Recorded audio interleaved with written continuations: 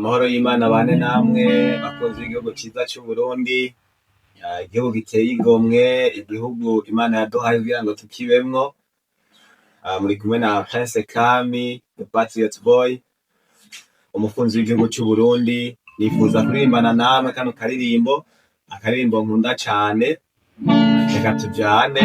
Nshimira cane mwese abantu bamaze gusonda subscribe ngaho kuri Azwan TV, bose tuba tuhari.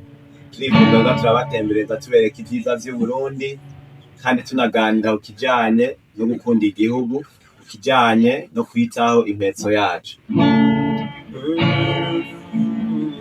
Akiri muno ndaguhaye, nayishimwe ngutuye amaboko, uri kwera katabonwa na bose, kirore c'ubwiza ntangere.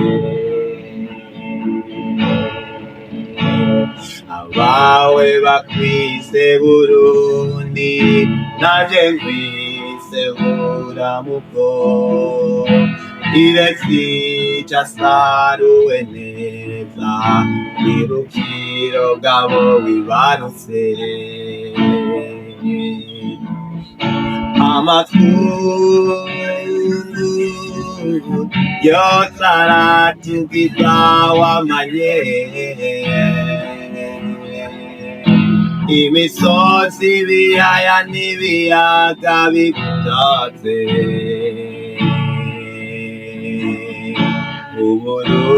Uburundi buri umutima wa Afrika, nzogukunda gushika gupfa. Amakungu yose aratugiza wamanye, imisozi ibiyaya n'ibiyaga bigutatse.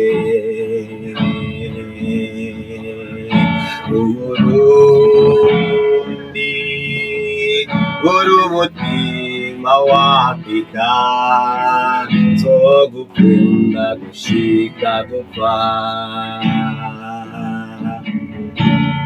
Vyararera kuza Burundi, twebw'ibibondo wibarutse, twese abawe tuzakurwanira, tuguteza imbere mu mahoro.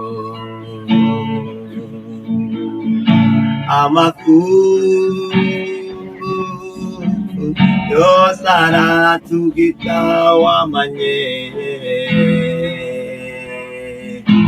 imisozi ibiyaya n'ibiyaga bigutatse.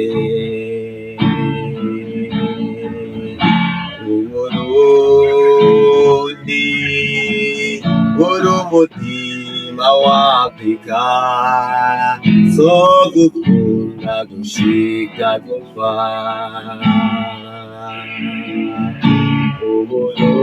Uburundi buri umutima wa Afrika, nzogukunda gushika gupfa.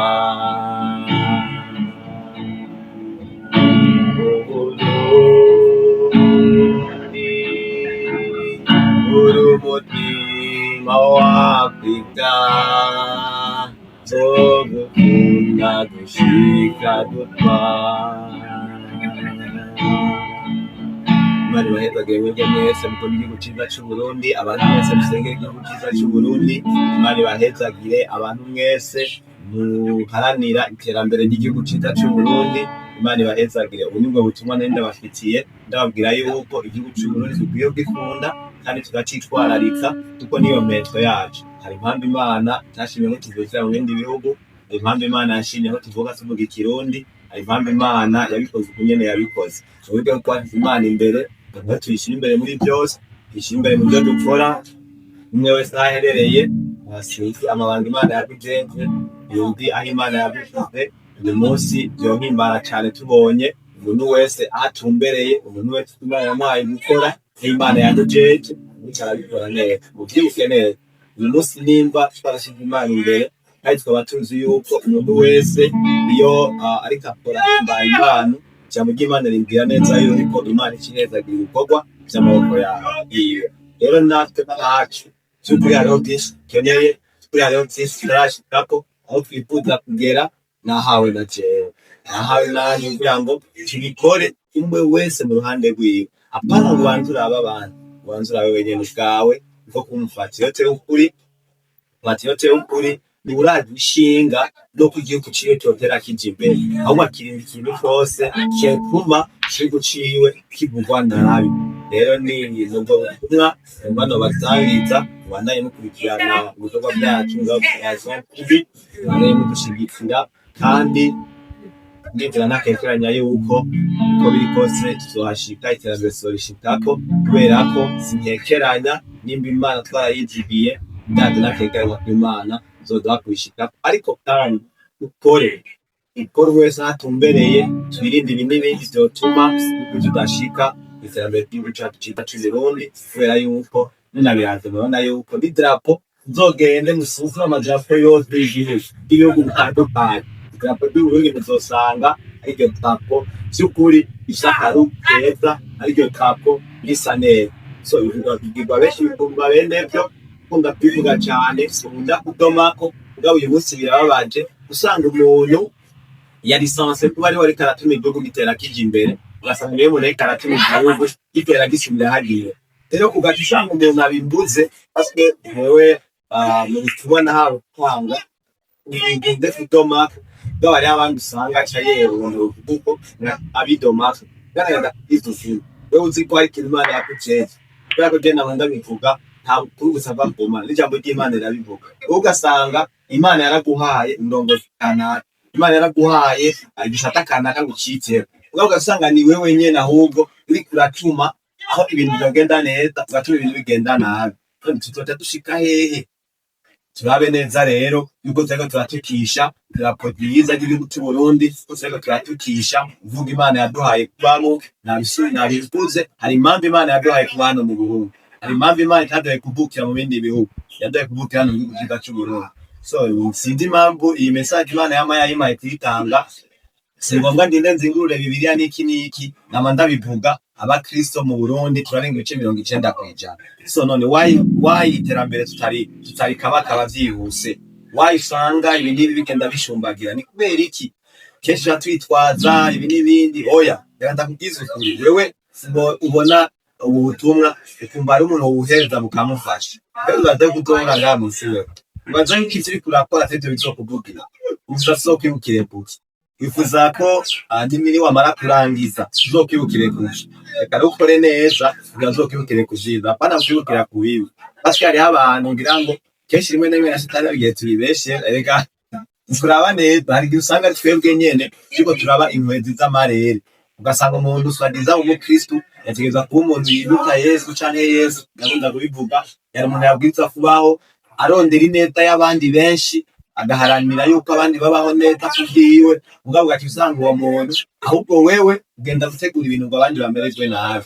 Ariko umukristo ugasanga muga tugeze hariya mu maeglize tugendamwo, ugasanga twese tumengo nyene tudera turi imbere y'Imana nyene n'ivyita bimeze neza, ariko mu buzima bwa misi yose bwa buzima bw'umukristo ugasanga twabura. Je nama ndabivuga nadinda umukristo, niyo mpamvu namashimikira afite ikintu cyane abakristo dukwiye kuraba mbega two turabaho gute, nire mpinduka two turazana.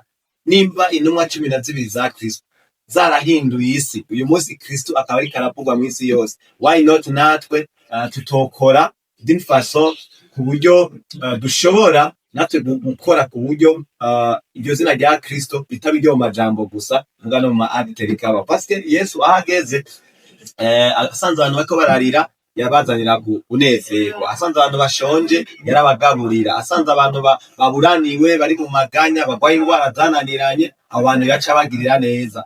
Bati na usanga nyene natuya bitwaye, je mbonye merewe neza bomengo nyene nibisanzwe, ariko nari nkwiye kuraba ko n'abandi bamerewe neza.